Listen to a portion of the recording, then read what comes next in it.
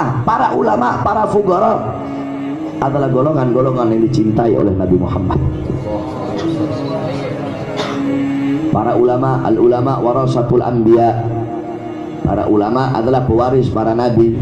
Al-ulama amanahur rasul. Para ulama adalah amanah Rasulullah. Mereka pewaris Nabi Muhammad, pewaris keilmuan Nabi Muhammad. Mereka golongan-golongan yang dicintai oleh Nabi Muhammad, golongan-golongan yang dimuliakan oleh Nabi Muhammad. Sampai-sampai karena begitu mulia para ulama dari kalangan umat Nabi, karena begitu mulia di mata Nabi, apa kata Nabi? Ulama ummati kal anbiya Bani Israil. Ulama dari kalangan umatku itu bagaikan nabi-nabi dari kalangan Bani Israil. Kedudukannya, kealimannya, kepintarannya. Nah, makanya Syekh Abil Hasan Asyadili ketika beliau bermimpi berjumpa dengan Rasulullah sallallahu alaihi wasallam, ada Rasulullah, ada Nabi Musa alaihissalam. Ketika itu Nabi Musa dan Rasulullah lagi debat. Kata Nabi Musa, "Ya Muhammad, apakah betul engkau berkata ulama dari umatmu itu sama seperti nabi-nabi dari Bani Israel?" "Iya betul," kata Rasulullah. "Coba aku mau lihat ulama seperti apa sih yang dimana mereka sama seperti nabi-nabi dari kalangan kami yaitu Bani Israel." Nabi Muhammad panggil Imam Ghazali. Panggil Imam Ghazali. Ditanya sama Nabi Musa, "Siapa engkau? Siapa kau punya nama?" Imam Ghazali jawab, "Muhammad bin Muhammad Al-Ghazali." "Saya Muhammad bin Muhammad Al-Ghazali." Kata Nabi Musa, "Ya Muhammad, ini kamu bilang pintar.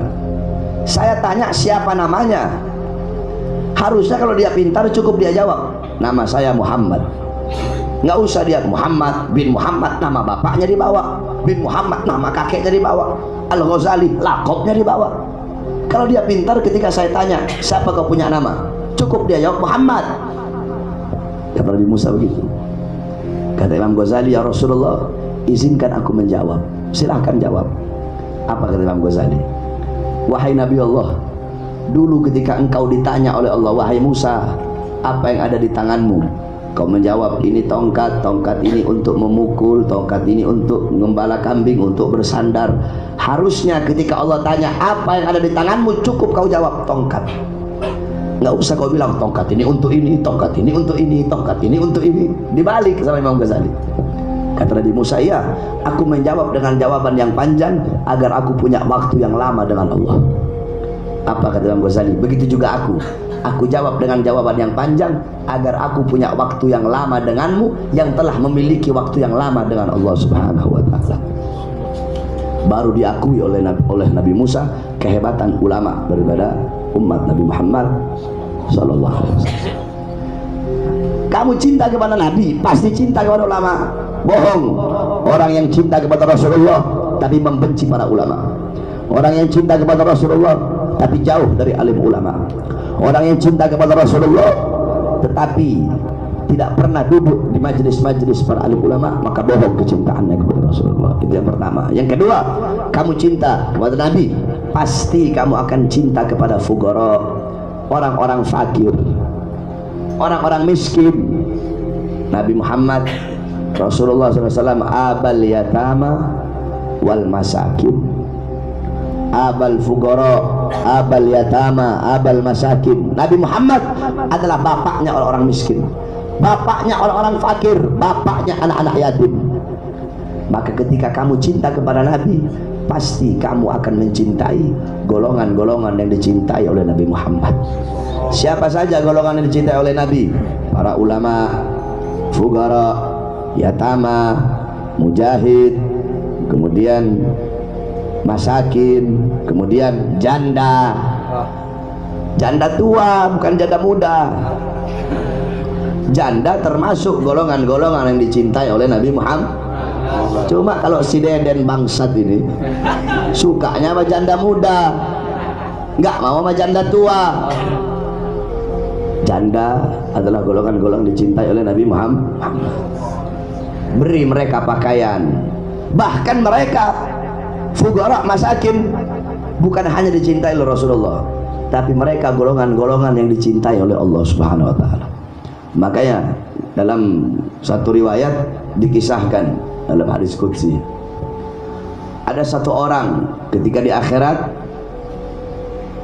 dia bilang, ya Allah, kenapa kau tidak masukkan aku ke sorga? Kata Allah, ya, karena dulu ketika aku dalam keadaan lapar, kau biarkan aku kelaparan. Katanya orang, ya Allah, bagaimana mungkin kamu lapar? Kamu Allah yang maha kuasa, tidak butuh makan, tidak butuh minum. Apa kata Allah? Aku bersama orang-orang yang lapar. Fukara, masakin, golongan-golongan yang dicintai oleh Rasulullah sallallahu alaihi wasallam. Terus amanidda al-khauf minan nar wa lam yatruk al-ma'asi fa huwa kadzdzab. Itu yang ketiga.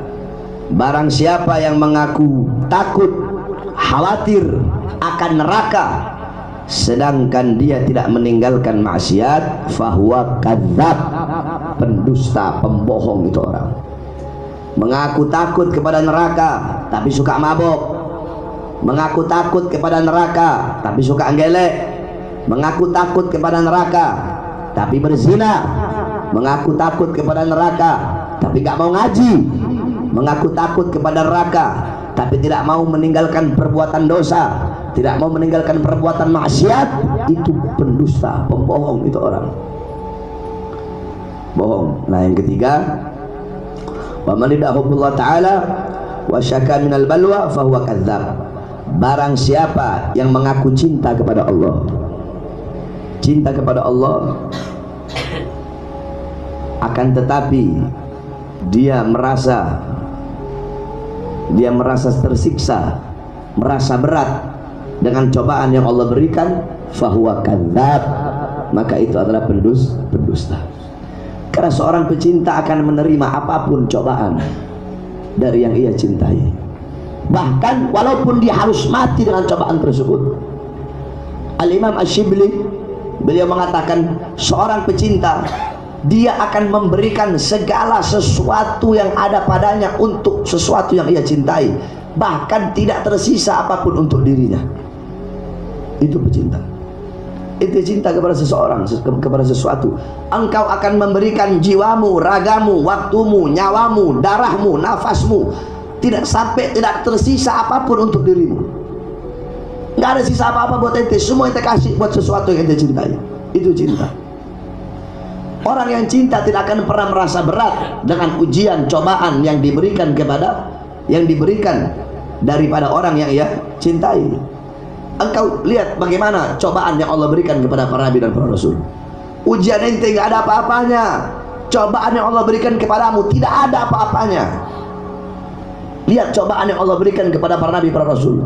Satu contoh, lihat ujian cobaan yang Allah berikan kepada Nabi Allah Ibrahim alaihissalam.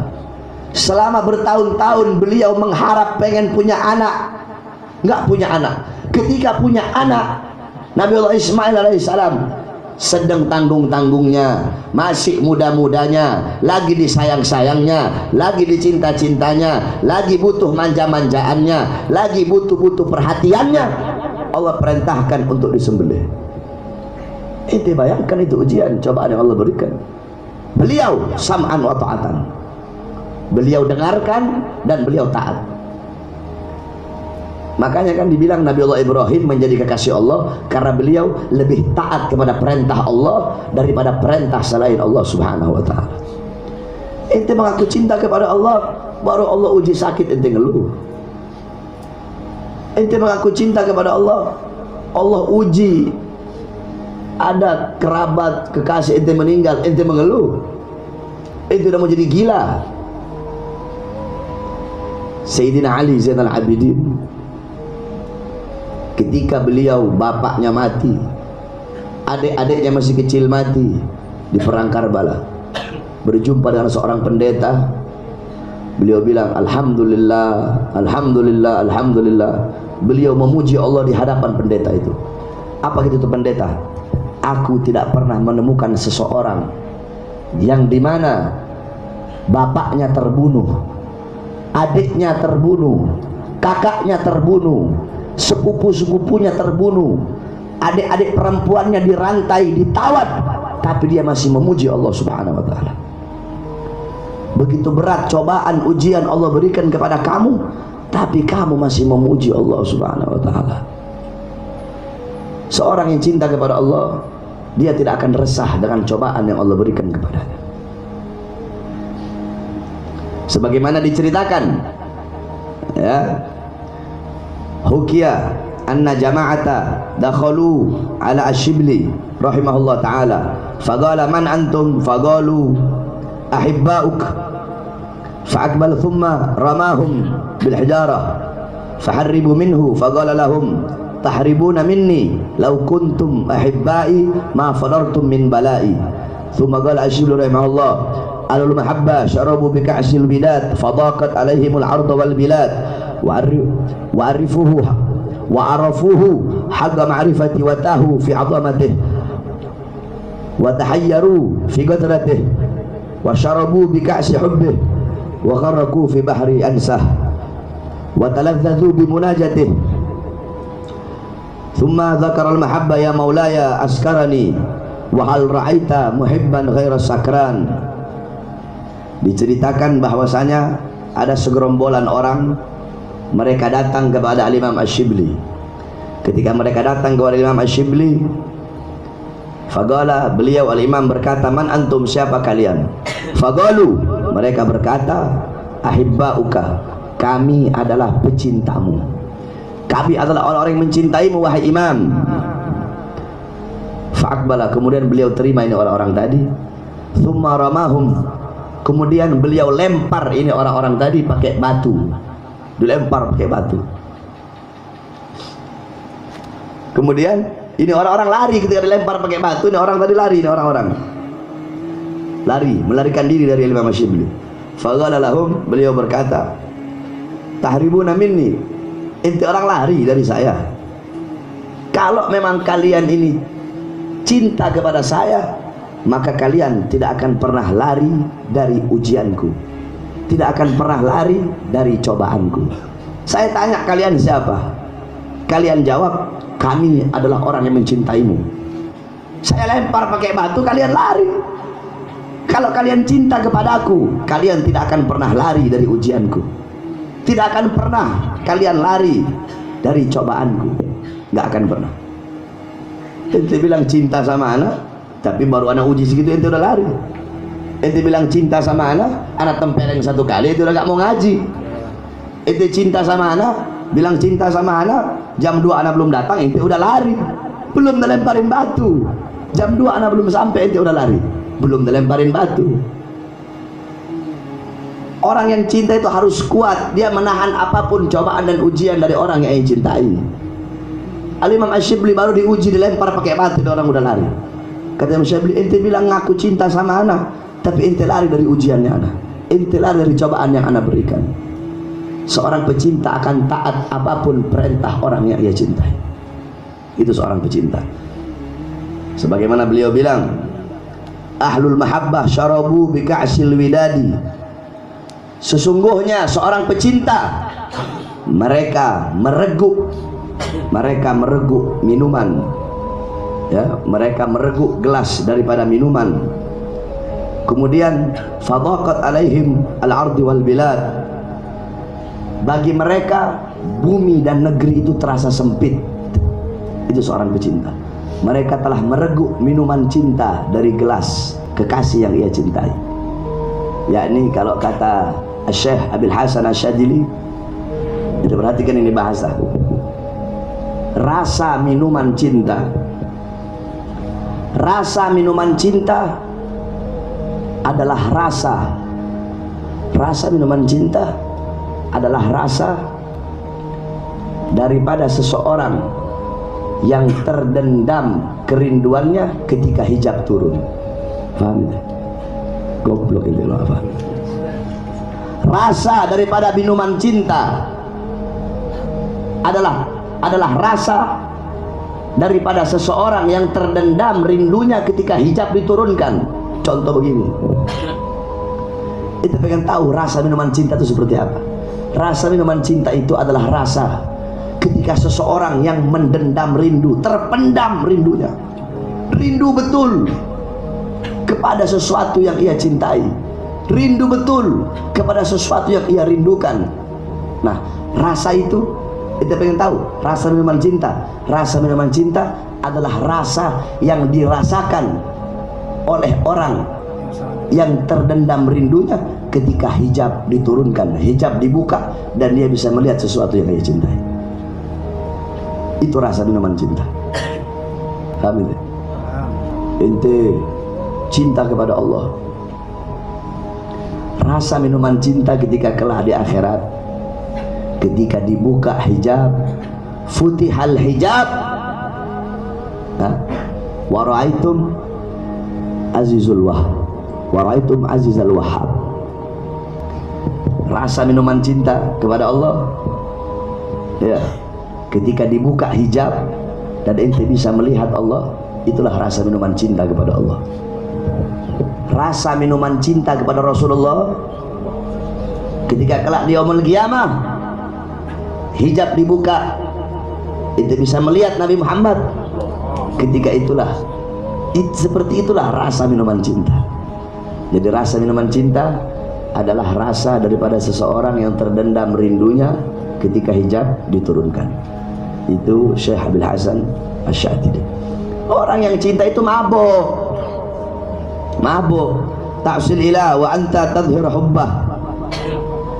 Hada li umri fil qiyasi badi' law kana hubbuka sadiqan la'ata'tahu innal muhibba liman yuhib muti'. Kamu bermaksiat kepada Allah sedangkan engkau menampakkan kecintaan. Kamu bermaksiat dan kamu menunjukkan kecintaan. Kamu bilang cinta kepada Allah tapi kamu berbuat dosa, kamu bermaksiat kepada Allah. Hada li umri fil qiyasi badi'. Sungguh umurku menjadi taruhan. Ini sesuatu yang aneh. Ini syair Rabi' al-Adawiyah. Jikalau betul cintamu, maka sungguh kau akan taat kepada Allah Subhanahu wa ta'ala.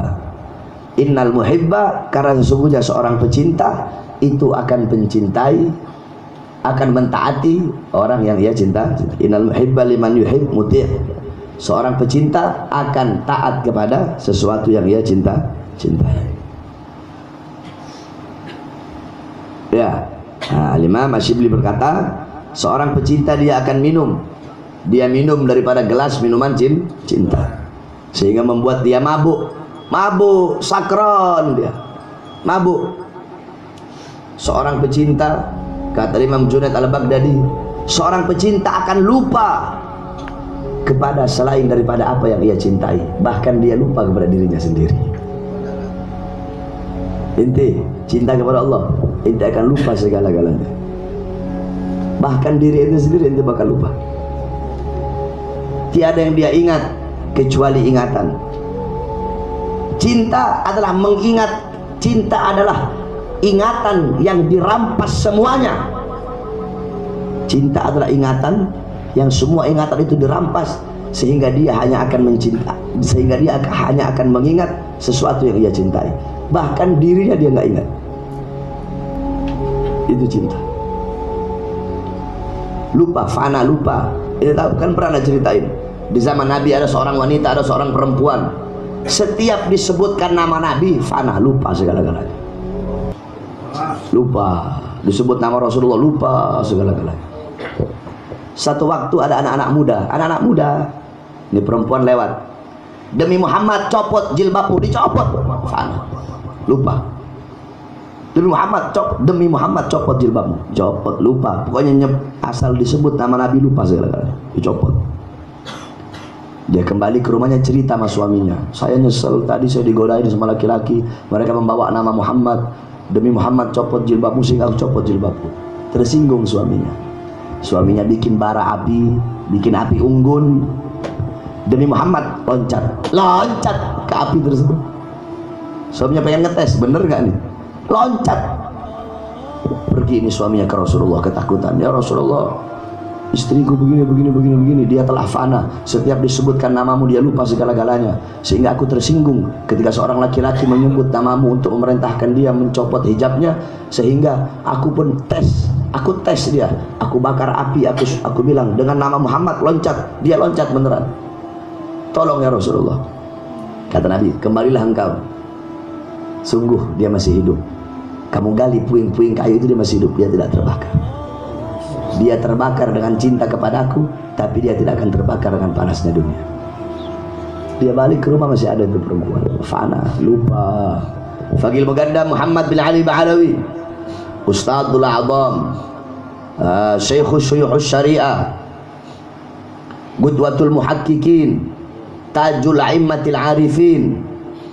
Itu Faqih Muqaddam 100 hari sebelum beliau meninggal dunia, fana, mabok, lupa segala-galanya, lupa. Di dalam masa fana beliau datang Nabiullah Khidir. Kata Nabi Khidir, Faqih Muqaddam, kullu syai'in khali illa wajha. Segala sesuatu apapun akan binasa kecuali Allah. Apa kata Faqih Muqaddam? Wa ana min nuri wajhillah.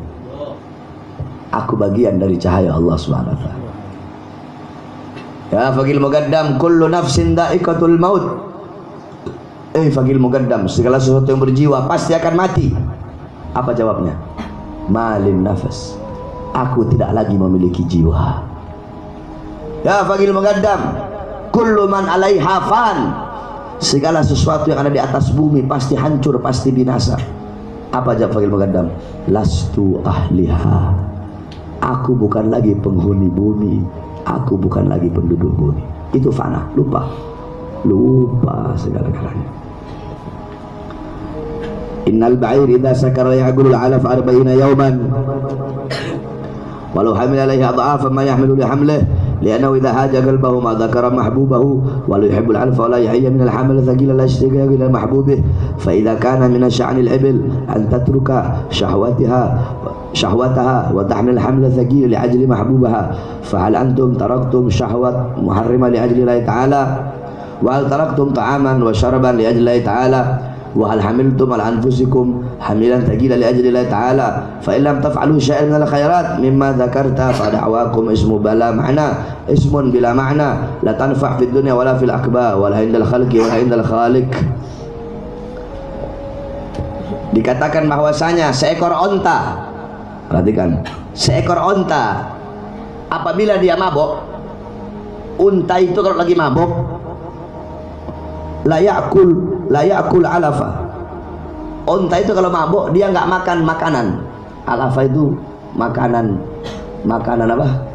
Makanan kuda, makanan onta, itu namanya alaf. Seekor onta itu kalau mabok dia nggak mau makan. Berapa hari? 40 yauman, 40 hari nggak makan. Onta kalau lagi mabok dia nggak mau makan. Tetapi apabila kau letakkan sesuatu di atas punggungnya, dia akan memikul itu. 40 hari dia nggak makan, tapi kau letakkan sesuatu, kau coba dia, kau uji dia di atas punggungnya, dia akan bawa. Kenapa mabok? Walaupun dia nggak makan, walaupun dia susah, dia menderita, dia hancur, dia binasa, tetap dia akan berkorban apapun untuk sesuatu yang dia cintai. Nah, jikalau onta saja rela berkorban, jikalau unta saja rela 40 hari 40 malam nggak makan, rela memikul apapun di atas punggungnya, di atas pundaknya, karena mabuk, karena telah meminum anggur cinta dari kekasih yang ia cintai, maka bagaimana mungkin kalian, wahai manusia, bagaimana mungkin kalian tidak mau meninggalkan syahwat, tidak mau meninggalkan nafsu, tidak mau meninggalkan harta, pangkat, jabatan, makanan, minuman untuk Allah yang engkau cintai. Onta 40 hari 40 malam, 40 hari 40 malam dia tinggalin makanan, dia tinggalin minuman ketika dia sedang mabuk. Kenapa kita nggak mau meninggalkan maksiat, meninggalkan perbuatan dosa, meninggalkan syahwat, meninggalkan mungkarat, dhalalat, sayiat, kalau memang benar kita telah mabuk dengan cinta kepada Allah Subhanahu wa ta'ala. Wa an Ali karamallahu wajhah qal man ishtaqa ila al-jannah sari' ila al-khairat wa man khafa min an-nar naha nafsahu an syahawat wa man tayaqqana al-maut hanat alaihi al-ladzat. Apa kata Salim bin Abi Thalib? Barang siapa yang rindu kepada sorga, maka dia akan bersegera kepada kebaikan. Rindu kepada sorga, bersegera melakukan kebajikan.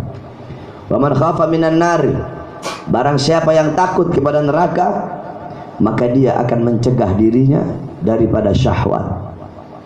Wa man tayaqqanal maut, dan barang siapa yang meyakini kematian, hanat lahil ladzat, maka dia akan menghilangkan, memusnahkan, membinasakan segala macam kelezatan-kelezatan dunia. Wa usula Ibrahim al-Khawas anil mahabbah. Ibrahim al-Khawas radhiyallahu anhu pernah ditanya akan cinta. Faqala, beliau berkata, mahul iradah wa ihraku jami'us sifat wal hajat wa ighraku nafsahu fi bahril isyarat. Cinta itu adalah orang-orang yang dimana mereka menginginkan untuk berjumpa dengan Allah Subhanahu wa ta'ala. Mereka menghilangkan segala macam kemauan-kemauan akan dunia. Kemudian mereka membakar segala macam sifat-sifat, segala macam kebutuhan-kebutuhan materialistis, cinta harta, cinta pangkat, cinta jabatan dibakar oleh mereka. Wa ikhraq nafsahu fi bahril isyarat. Orang yang cinta itu adalah menenggelamkan dirinya, menenggelamkan dirinya di dalam lautan isyarat, lautan yang menyebabkan dia mendapatkan petunjuk dari Allah Subhanahu wa ta'ala.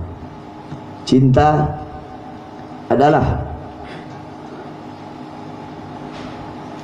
menganggap banyak pemberian kekasih walaupun sedikit, dan menganggap sedikit pemberianmu kepada kekasih walaupun banyak.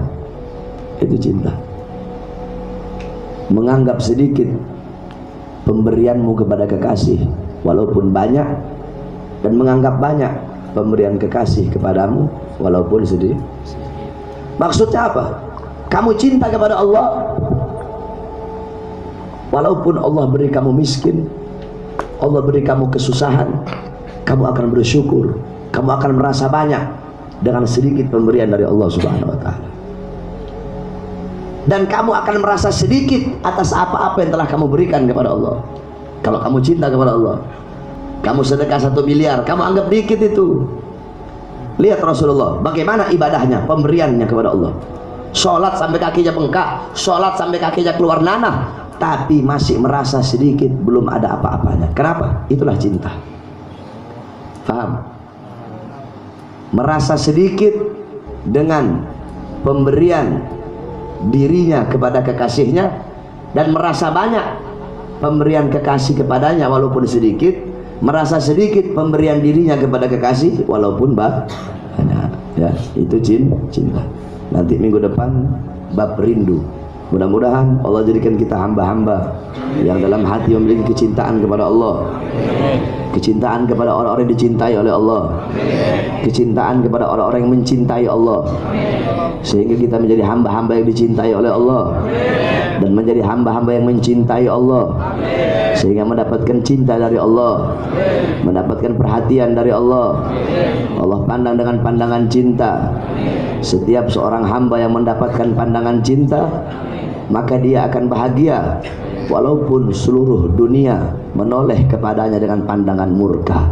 Amin amin ya rabbal alamin.